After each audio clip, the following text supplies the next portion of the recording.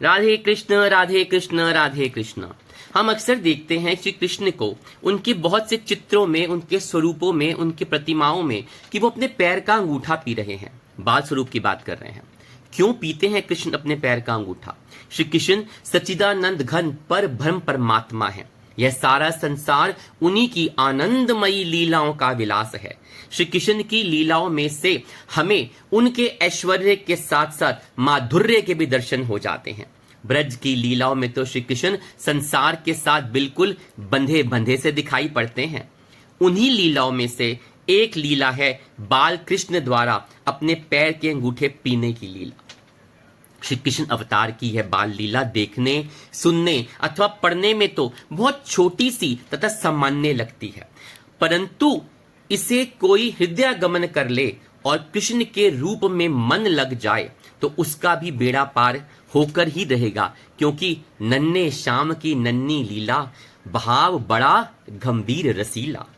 श्री कृष्ण के पैर का अंगूठा पीने की लीला का भाव भगवान कृष्ण के प्रत्येक कार्यों को संतों ने लीला माना है, तो उन्होंने किसी उद्देश्य से ही किया होगा।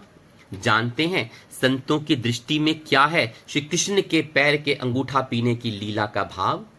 संतों का मानना है कि बाल कृष्ण अपने पैर के अंगूठे को पीने से पहले यह सोचते हैं कि क्यों ब्रह्मा, शिव, देव, ऋषि, मुनि आदि इन चरणों की वंदना करते रहते हैं। क्यों ये सारे देवी देवता, ये गोप गोपी, ये जन, ये सब उनके चरणों की वंदना करते हैं और इन चरणों का ध्यान करने मात्र से उनके सारे पाप नष्ट हो जाते हैं।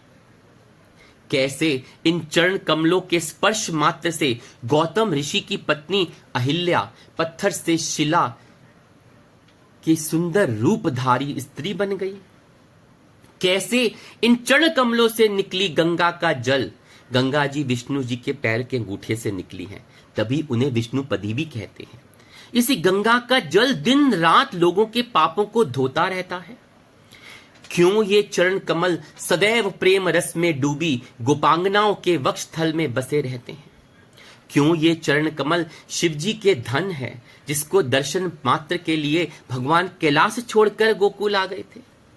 क्यों ये चरण कमल को स्पर्श करने के लिए यमुना जी इतनी उतावली हुई थी? मेरे ये चरण कमल भूदेवी और श्रीदेवी के हृदय मंदिर में हमेशा क्यों विराजमान रहते हैं, क्यों विराजित रहते हैं?